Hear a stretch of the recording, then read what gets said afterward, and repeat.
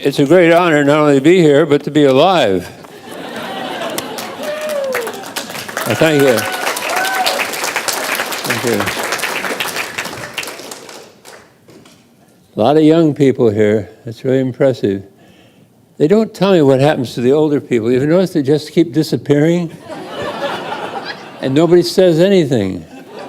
It's very strange. Some of my best friends just disappeared. Well, let's get to the transcendence of time in shamanic practice, the subject of this talk.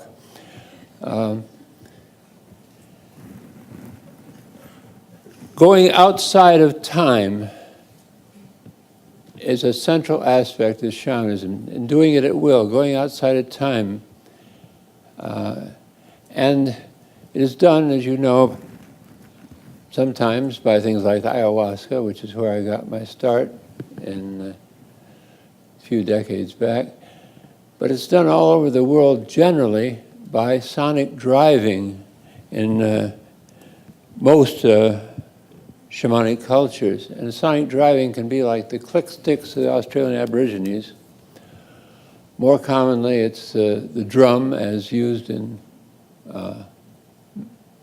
many Siberian cultures. All the Siberian cultures, actually, where they have shamans use drum. The thing they don't use in all Siberian cultures is mushrooms for journeying.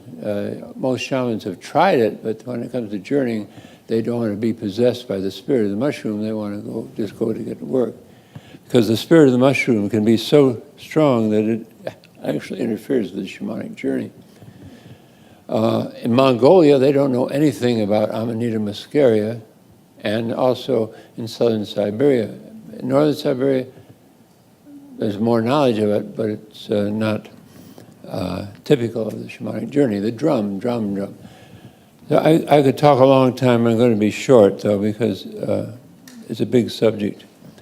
There are three types of experiences going outside of time, as I see it. I don't have the final word, but I find it useful to group it this way. These are experiences at will of the shaman. The shaman decides. Now, one thing that happens, though, that shamans don't expect until they've done some shamanism. That's a sort of a trite expression, because you can't really be a shaman until you've done some shamanism. We could review that and spend 5 minutes on it, but this is not a university.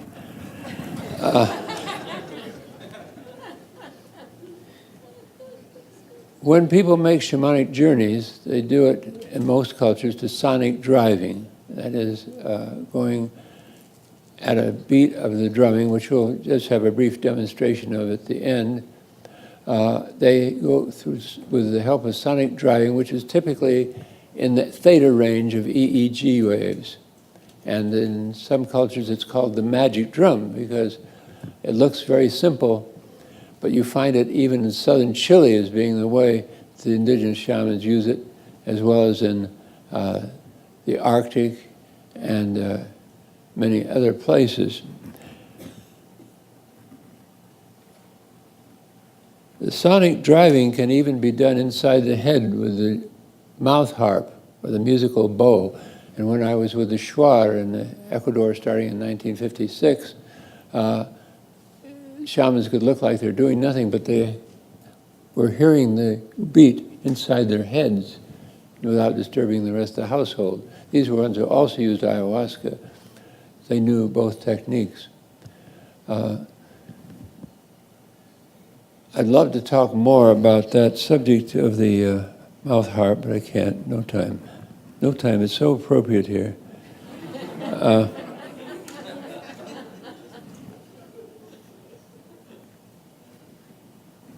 There are three main types, as I said, of experiences outside of time used by shamans. All are done at will, but the first one I'm going to mention, which is in the group of the type 1, the simple experiences, is the compression of time. Like a shaman may look like he or she is gone for half an hour to drumming, but the person may experience having been away for days, weeks, or months. Very common, and they don't expect it. But once they know about that, they can go out to where they've been before, outside of time, and experience things in those long terms. So time outside of time does exist, but it's a different kind of time. And that's for certain kinds of simple journeys. Another type of journey outside of time is to journey into the past. And the shaman, and I'm talking now about Westerners, but the remarks I make apply to Westerners who have done this work with us, as well as indigenous people, I should say that. The other type of experience is very kind, is to go back into time and experience being in situations such as villages or towns that once existed, usually a few centuries back, usually not more than 500 years, or something like that. Could be more than 500, certainly not more than 1,000 years. And this can, however, be studied and extended farther and farther. And you have to know the techniques in shamanism, how to be going back like that. Going forward is much more difficult, but I'll mention that now. You can go forward in shamanism in a simple type 1 technique to see your destiny after dying. Your destiny, not somebody else's destiny. But again, you have to know what to do. Your destiny after dying. And this can be involving many journeys over a period of time to learn more and more. This is, of course, characteristic of shamanism.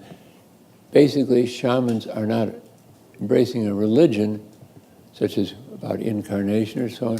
They are embracing techniques, that's why they are shamans, but they can help people find out for themselves what they need to know. And one of those things is, what is my destiny after dying? So those are type 1 simple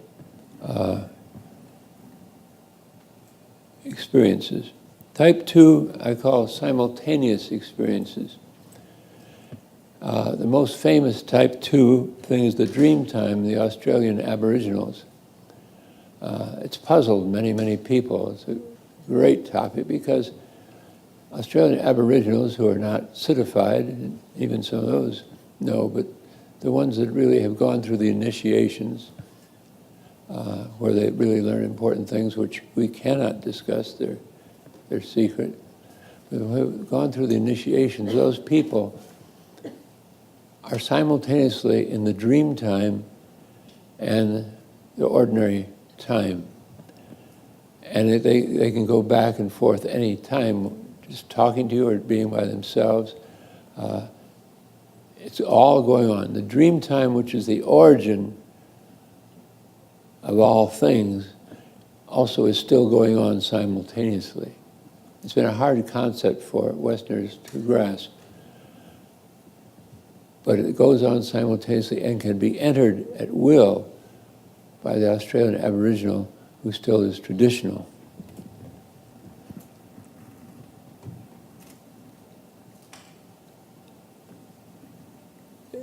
Much more could be said about the dream time, but this is just a short talk.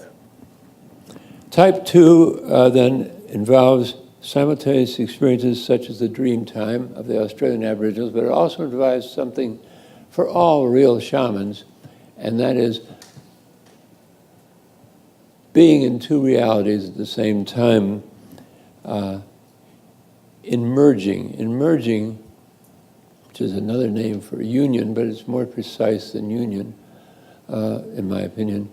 Merging means that the person is combining themselves with another power, entity, typically a beneficent entity that helps that person heal and do other work.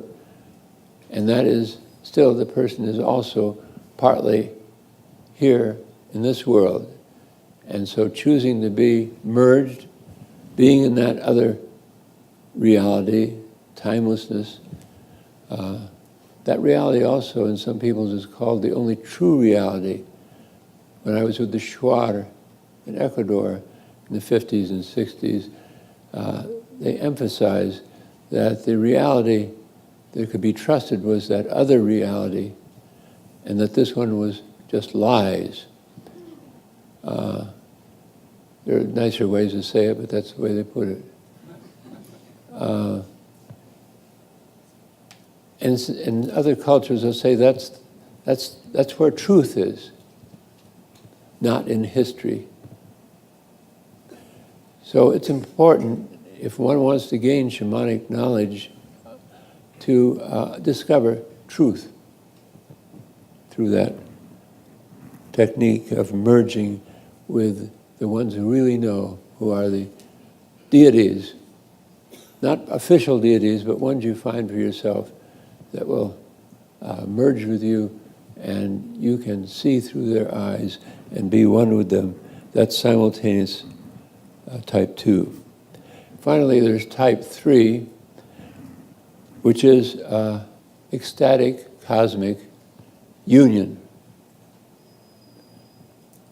Ecstatic cosmic union may take you a while the first time that you've been there, but once you know it deeply, you can get there at will.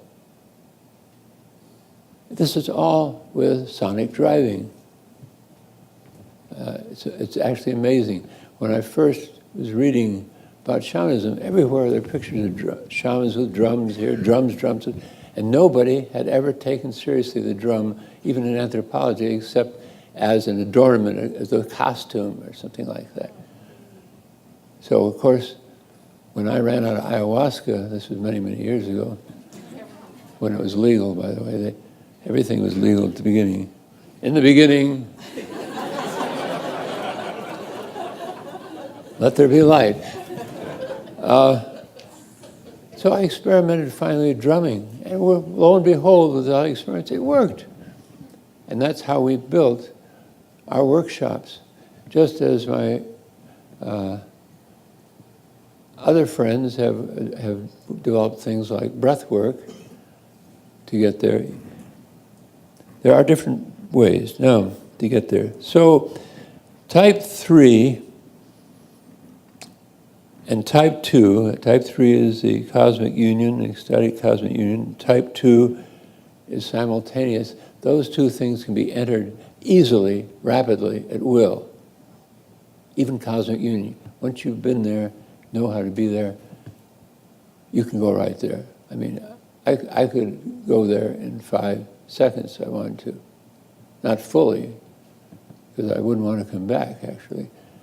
And that's another thing. The shaman does come back because the experience is not the thing. The knowledge from the experience is the thing. And then the shaman, with the knowledge and power from that, can come back and relieve suffering. So this is the thing, that's the safeguard for the shaman. You can always get there eventually, but why not do some good in the suffering reality before you go there permanently? So what are the purposes of going outside of time? One is simply knowledge, real knowledge. Not belief, but knowledge of these things spiritual.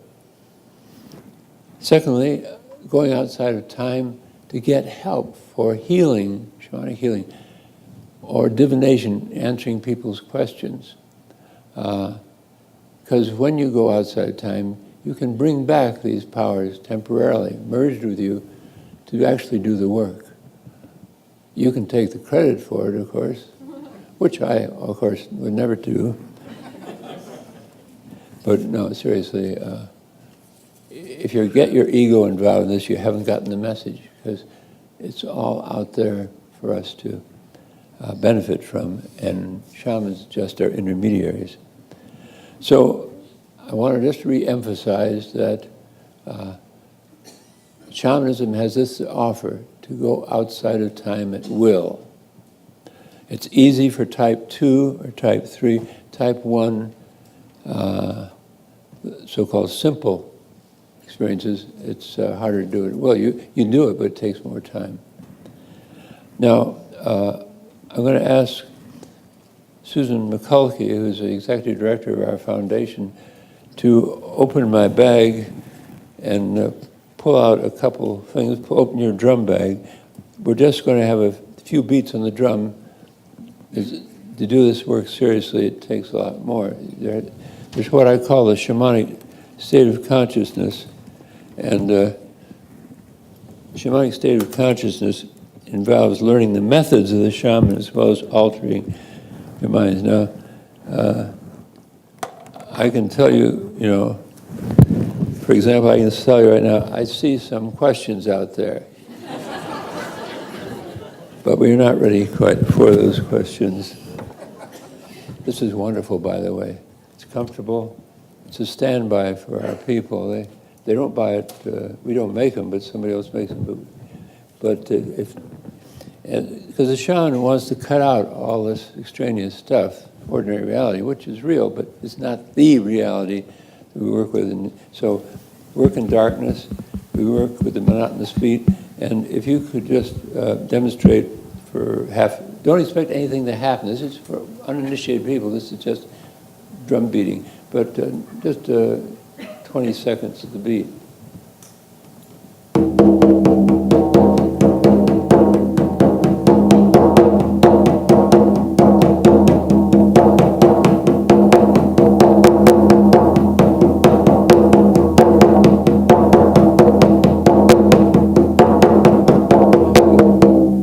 If she did that longer, I would be off. Yeah. It's really true. Once you get used to it, you can do this work very, very fast. But right now, I've got a chill down my spine because it brings back things. So, do we have time for a question or two? Yes, sir. All right. We have about 10 minutes, yeah. Good. Oh, I was going to hand it to someone else who wanted it. Thanks, Tony. Do my job. I never had so much help. Hands and knees, the whole thing. Wow. Yes, could I ask, please, how many... I want to see where you... Oh, yeah, stand up. Good, thank you. How many shamanic cultures have a belief in rebirth or reincarnation, and it's some connection with karma that determines then? You seem to hint at that, but I'm wondering if you could say a little bit more. Okay, two things, really, karma and reincarnation. The ones that... First of all, let's leave belief out. You're right, the culture as a whole, the society as a whole, will have beliefs because they aren't having the first-hand experiences. But the shamans themselves know from their own experience. And those experiences are perfectly tied to their culture and their individual personality. So those things are significant. I would say reincarnation, as it is described, let's say, for the Indian subcontinent, is not common in most of those cultures. However,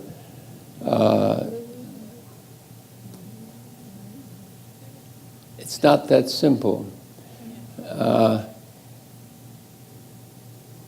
When a person's been a shaman, there's a good chance that they're going to come back, merged with a new shaman of the same lineage.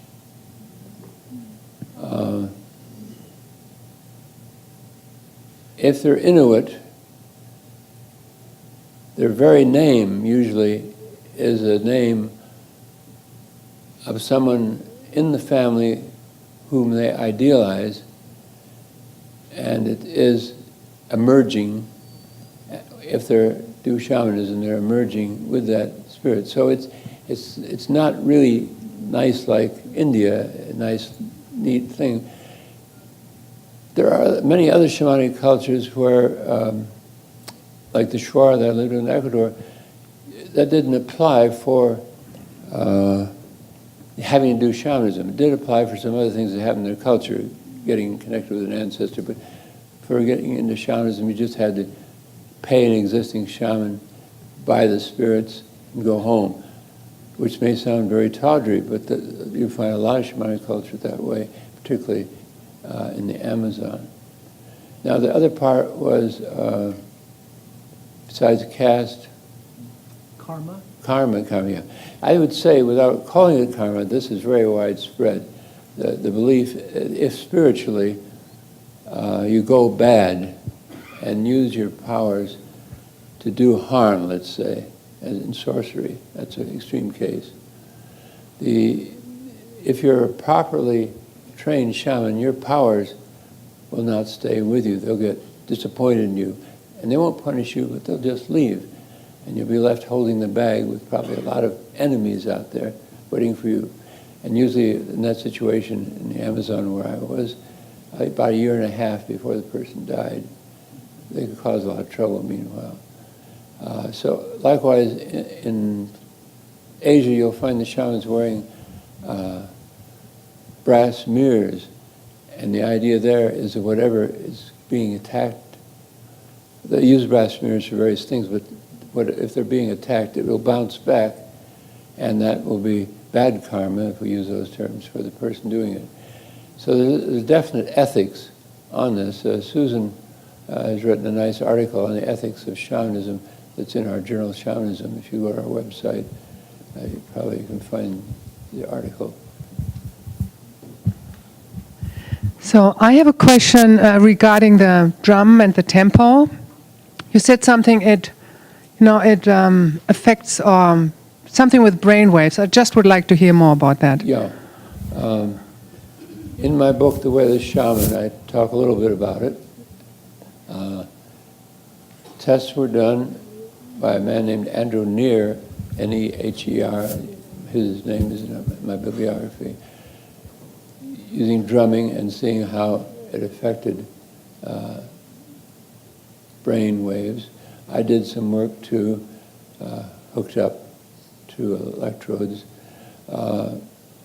What shamans discovered, without knowing anything about brain waves, they discovered this tempo is really a central tempo. And when I rediscovered through experimentation, it was not until some years later that I heard a 4-minute recording of a Siberian shaman drumming, and I was so gratified because it was the same thing. Well, now I've worked with Siberian shamans, I know. So if you look in the bibliography of that book, and then also my wife Sandra has done work regarding that subject, but not using electrodes herself, but using other means. So it's just something that's been discovered. In shamanism, it appears that science lags behind the homemade science of shamanism. Through thousands of years of experimentation, they found what works, and without laboratory coats and so forth. But if you're interested in that subject, Mo Maxfield wrote, on our board of trustees, wrote her doctoral dissertation on that subject too. So if you want to write into info@shamanism.org, we can give a reference to you of Mo's doctoral dissertation. Does that help? That helps, thank you. Okay. There was a time when there was a lot of arguments, not too long ago in anthropology at meetings. They couldn't believe the drums really did anything. And it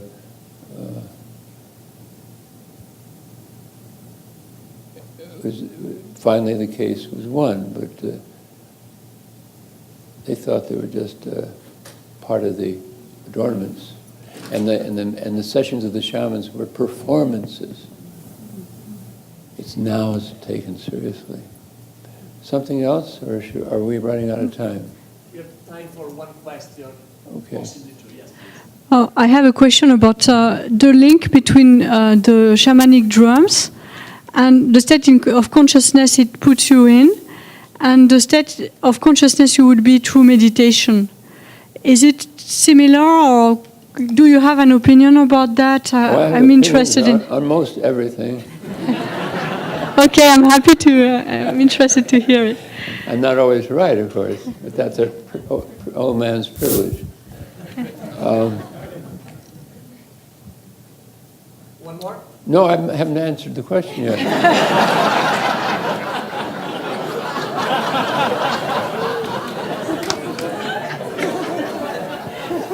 You know, they haven't gotten over the fact that Rome once owned most of the world, you know.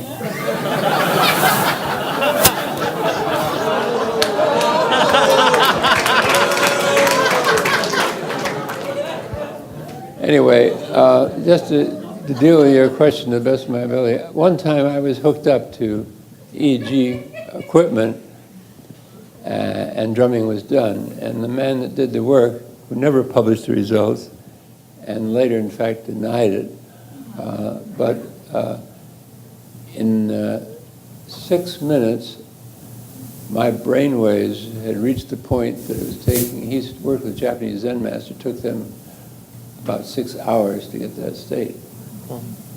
So it's cheating.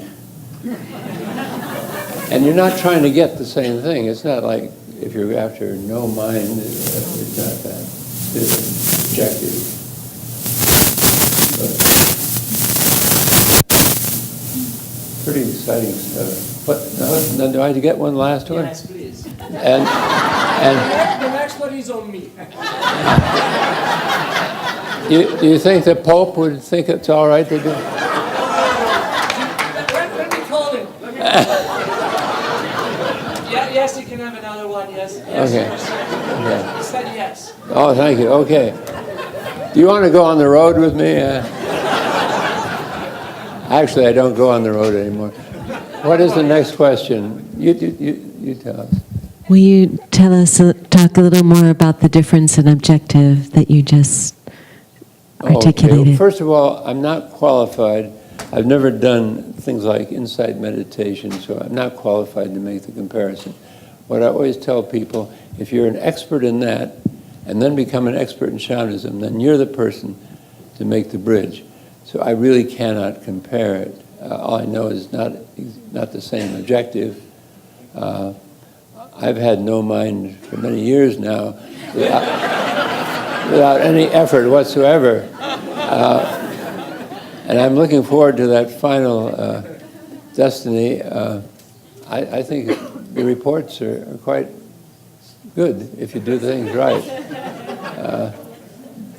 Some shamans decide that they just had enough. They go take the long journey and don't come back. That's retirement for shamanic. Thank you for the questions. Thank you.